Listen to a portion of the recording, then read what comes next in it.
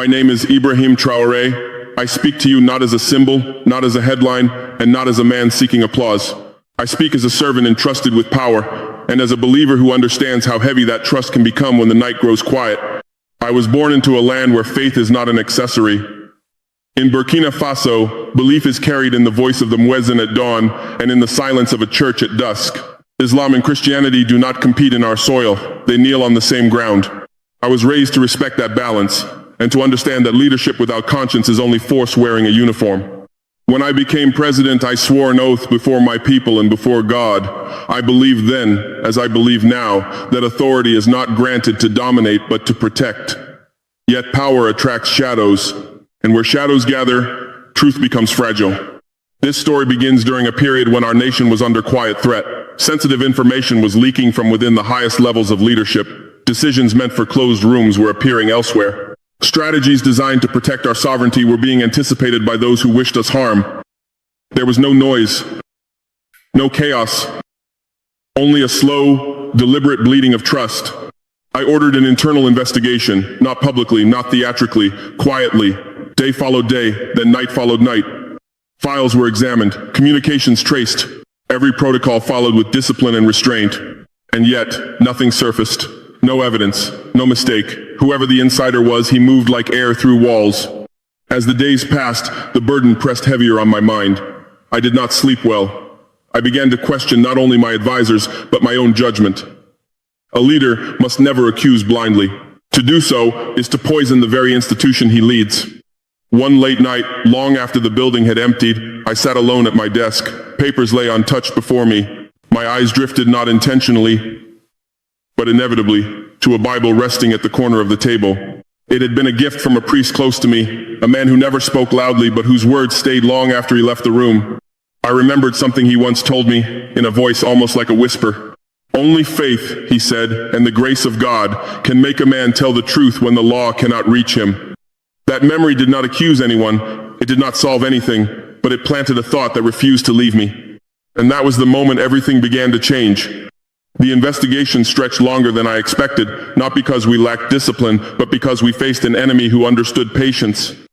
Each morning began with briefings that sounded precise yet hollow. Each evening ended with the same conclusion. Nothing concrete, nothing decisive, no fingerprints, no missteps, no careless words. The system was clean on the surface, almost too clean. I had instructed my intelligence team to assume nothing. We did not hunt rumors. We did not chase personal grudges. We followed procedure, because procedure is what protects innocence. Phones were checked, access logs reviewed, schedules compared against leaks, patterns were searched for like constellations in a cloudy sky. Still, nothing aligned. What troubled me most was not the absence of evidence, but the consistency of that absence. When corruption is crude, it leaves traces. When betrayal is emotional, it leaks through behavior. But this was different. The person we were looking for understood restraint, he understood systems, he understood trust. I began to sense that this was not a man acting out of desperation or greed alone. This was someone who believed he would never be seen. Someone who trusted his own intelligence more than any moral weight. That kind of confidence is dangerous, because it feeds silence. As president, I had the authority to widen the net, to suspend, to accuse, to pressure. But authority without proof is a weapon that cuts in all directions. I refused to turn my office into a court of fear. Every false accusation would weaken the very unity we needed to survive. Days turned into many days. Meetings ended with respectful nods and unsaid frustration. I watched capable men grow tense, their voices tightening as they reported the same outcome again and again. Even honesty can grow tired when it brings no results. At night, alone with my thoughts, I asked myself the questions no leader likes to ask. What if the insider was closer than we imagined? What if the betrayal was not loud because it was comfortable? What if loyalty had been replaced quietly, without anger, without drama? The most unsettling realization came when I understood that the investigation itself might be powerless. Law depends on exposure, evidence depends on error, but conscience does not. And conscience cannot be subpoenaed. I felt trapped between two responsibilities. One was to protect the state from enemies. The other was to protect my people from injustice. The insider stood exactly in the space between those two duties, invisible and untouched. I remember one particular evening when the report in front of me ended with the words, "No new findings." I closed the folder slowly, not in anger, in acceptance. Acceptance that the tools I was using might never reach the truth. That was when I admitted quietly that we were at a dead end. Not because the truth did not exist, but because it was hiding where law could not reach. And that realization prepared my mind for a decision I had never imagined I would make. When a leader reaches a dead end, the danger is not the obstacle itself. The danger is what begins to grow inside his mind. Doubt arrives quietly, not doubt in others, but doubt in one's own clarity.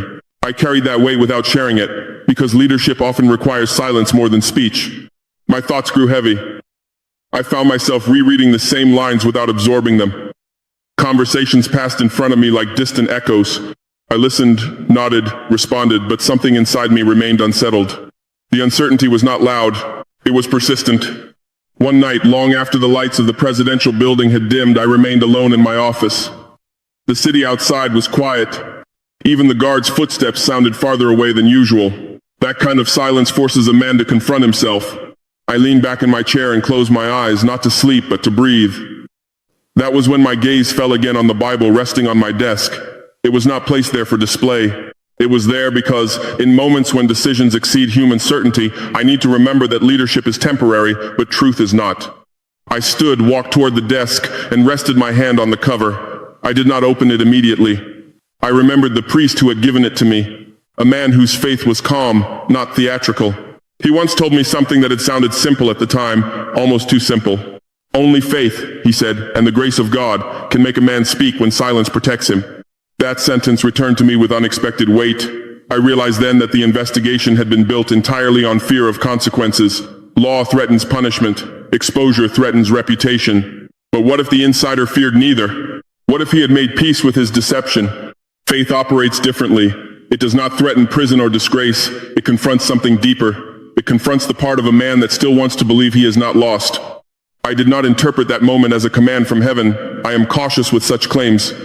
But I did feel clarity replace frustration. I understood that I had been searching for truth in documents, when perhaps it was hiding in conscience. I sat back down and allowed myself to think freely, without protocol, without legal frameworks. I asked myself one question, slowly and honestly. What if the truth would not be forced out but invited forward? That thought frightened me more than any accusation. Because inviting truth requires vulnerability from the one who invites it. It requires trust that faith still matters in a world trained to dismiss it. I did not act immediately. I allowed the idea to rest for a while, to test whether it would fade. It did not. Instead, it grew clearer, calmer, more resolved. That was when I understood that the next step would not come from intelligence reports or security briefings. It would come from belief. And once that understanding settled in my heart, I knew there was no turning back. I decided to try a path that had no precedent in my training, no manual, no legal blueprint. It was not an act of desperation, but an act of faith placed carefully within responsibility. I told no one at first, not because I was afraid of resistance, but because belief, when announced too early, becomes noise. I reviewed the structure of leadership quietly. I studied patterns of access, not to accuse, but to narrow the circle. 7 names emerged not because I was certain, but because each held a position where silence could do the most damage. They were men I had trusted, men who had spoken well of loyalty and sovereignty, men whose faces showed no cracks. I summoned them to a private meeting. No aides, no recording devices, no formal agenda circulated in advance. The room was simple, a long table, neutral light, nothing theatrical. I wanted calm, not intimidation.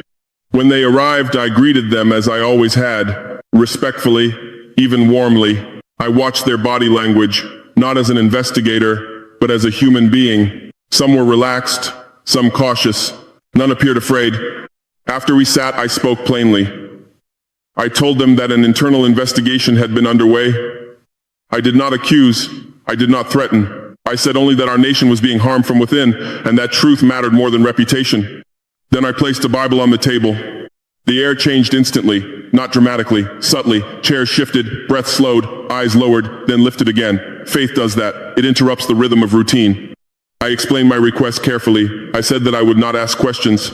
I would not cross-examine. Instead, I asked each man one by one to place his hand on the Bible and swear that he was not the insider.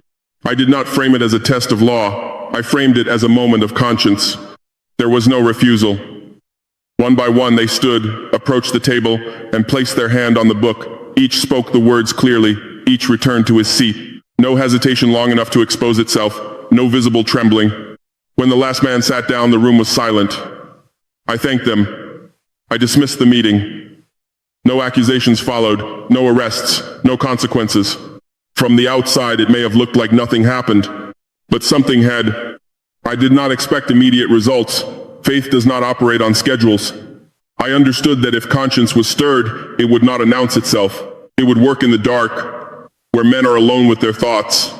As they left the room, I felt neither victory nor relief, only a quiet certainty that the question had been asked in the only language that could reach beyond fear. I returned to my office and waited. 2 days passed. Nothing happened on the surface.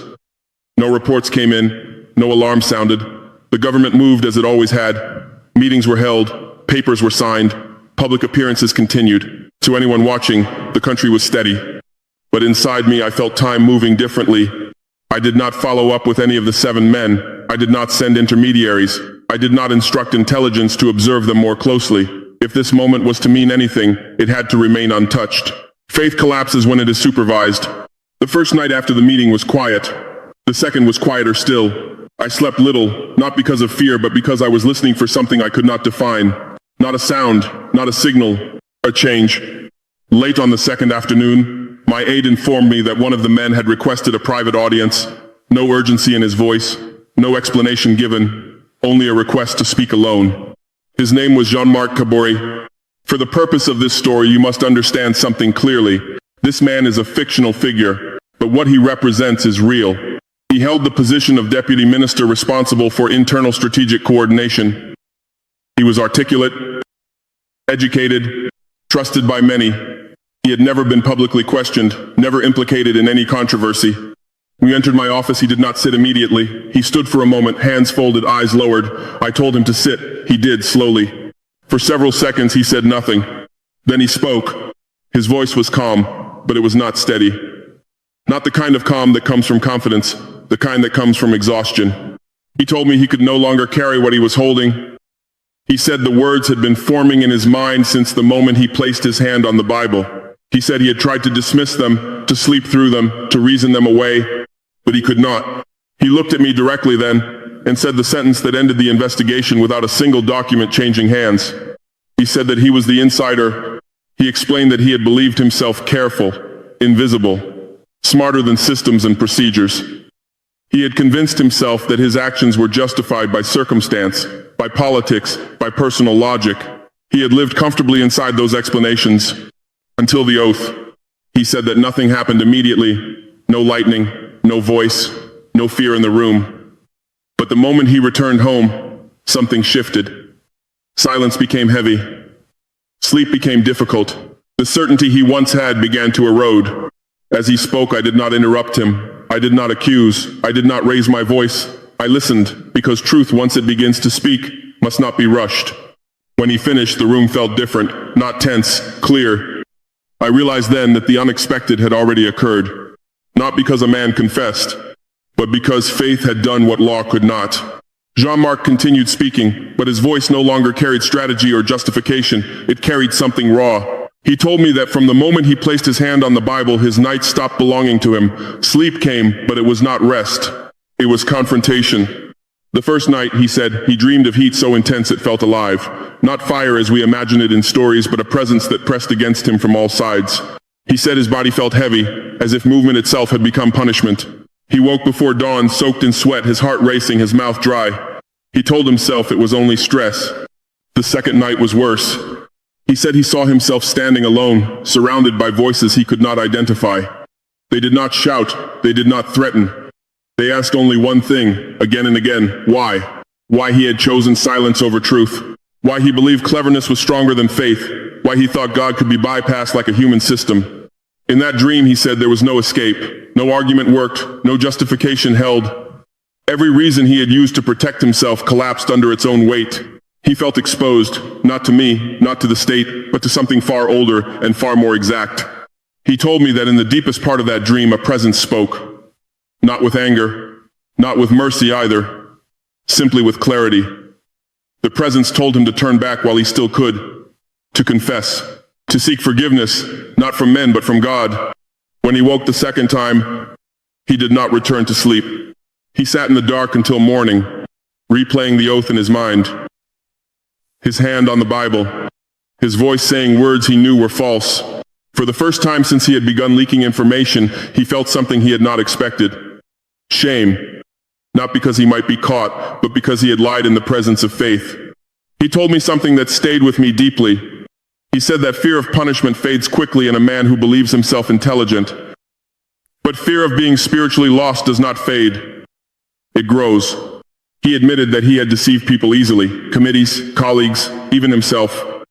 But the oath had placed him in a space where deception had no place to hide. There were no witnesses to impress, no narratives to manage, only conscience. As he spoke, I understood that this was not about nightmares. It was about a line being crossed internally, a line he could not uncross. He finished by saying that confession was the only way he could breathe again. At that moment, I did not see an official or a traitor. I saw a man who had discovered the cost of lying to faith.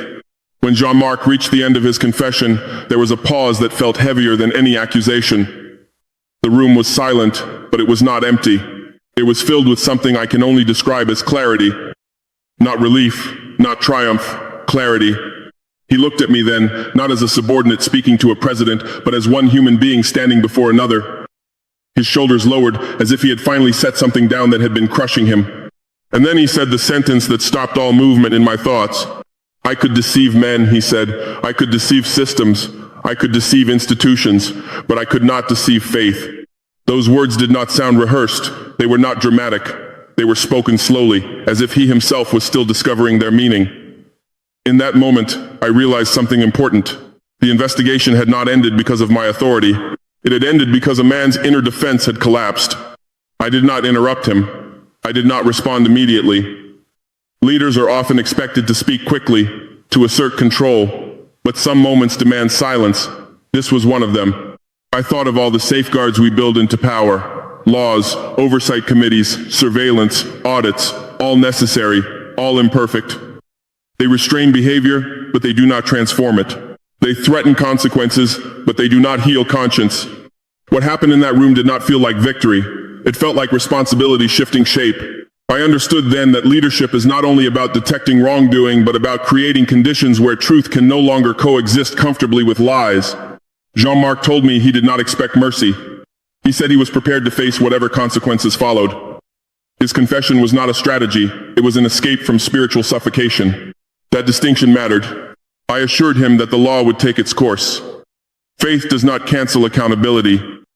But accountability without faith becomes cold, and faith without accountability becomes hollow. The two must exist together, or both fail. As he left my office, I did not feel anger toward him. I felt a sober gratitude that the truth had chosen to walk forward instead of being dragged into the light. Long after he was gone, his sentence remained with me. Not as a lesson to repeat, but as a warning that no position, no intelligence, no secrecy is strong enough to outmaneuver conscience forever. And that when faith is sincerely invoked, it does not accuse loudly. It waits, and then it speaks. The confession did not end with Jean-Marc leaving my office. In truth, that was only the beginning of its impact. An investigation may conclude on paper, but its consequences unfold in the hearts of those who remain. I did not announce what had happened immediately. There was no press statement, no dramatic declaration. I allowed the truth to move through proper channels with dignity and restraint. Accountability followed the law, as it must. But something deeper had already shifted inside the leadership itself. I noticed it first in silence. Meetings changed tone, not visibly, not theatrically, but pauses grew longer. Words were chosen more carefully. Men who once spoke quickly now measured their sentences, not out of fear of exposure, but out of respect for what had been revealed. Power had been reminded of its limits. In private conversations, some leaders admitted something unexpected. They said the oath had stayed with them. They had gone home and thought about it. Not because they were guilty, but because they realized how easily guilt could hide behind confidence. Faith had unsettled even the innocent. For the first time in a long while, closed-door meetings were no longer only about strategy and authority. They became moments of internal reckoning. I saw men confront their own compromises, their own rationalizations. No one spoke of it openly, yet everyone felt it. The machinery of leadership is often described as cold, necessary, efficient, detached. But I witnessed it soften not into weakness but into responsibility. Decisions began to carry a different weight. Not just political cost, but moral consequence. What struck me most was that trust did not collapse after the confession, it deepened. When truth surfaces voluntarily, it restores more than it damages. The fear that once lingered quietly in corridors was replaced by something steadier, awareness. I understood then that the moment with the Bible had not been a trap. It had been a mirror. And when men see themselves clearly, some choose to turn away, while others choose to change. From that point forward, leadership was no longer only about control of outcomes, it became about stewardship of conscience. We did not replace law with faith, we reminded law of why it exists.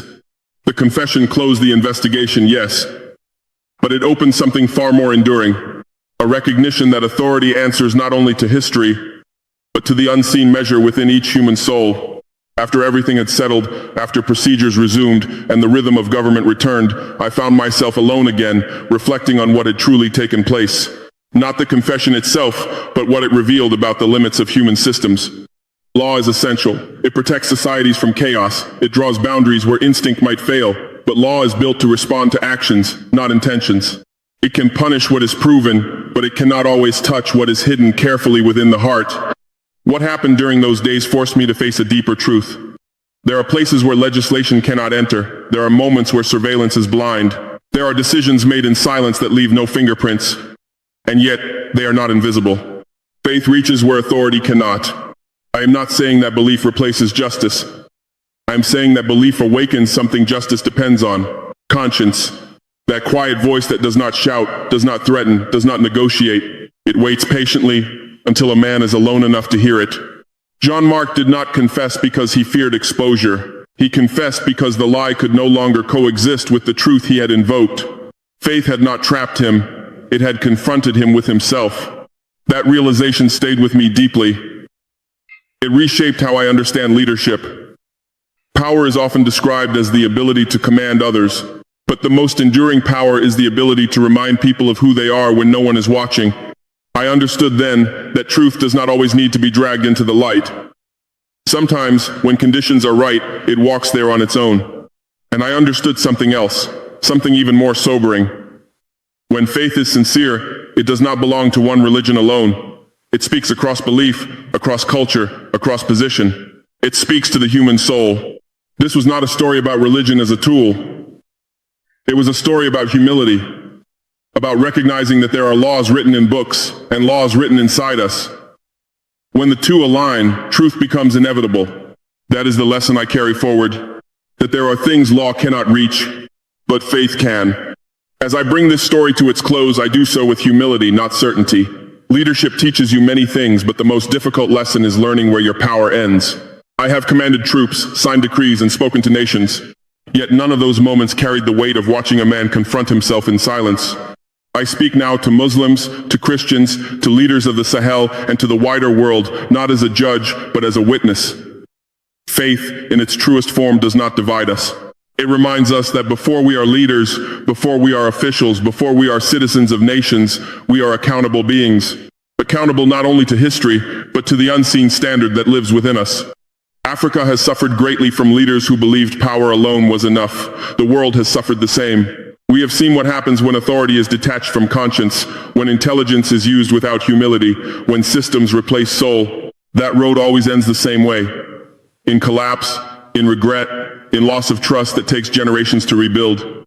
What happened in my office during those quiet days was not a miracle in the dramatic sense. No walls shook, no crowds gathered, but something far more enduring occurred. A man chose truth over comfort. And in doing so, he reminded an entire leadership structure that faith is not decoration, it is foundation. To my Muslim brothers and sisters, I say this: accountability before God is not weakness, it is discipline of the heart. To my Christian brothers and sisters, I say this: faith without truth is empty ritual. To the leaders of the Sahel and beyond, I say this: sovereignty is not only defended by borders and armies, but by integrity that cannot be bought or threatened. And to the world watching, especially those who have lived long enough to see promises broken and leaders fall, I offer this reflection. We are not saved by systems alone. We are steadied by conscience. Laws restrain us, but belief guides us. When we forget that, we lose our way, no matter how advanced our institutions become. I do not claim perfection. I do not claim moral superiority. I claim only responsibility. responsibility to choose paths that preserve the soul of leadership, not just its appearance. Responsibility to remember that truth, when respected, requires less force and leaves fewer scars.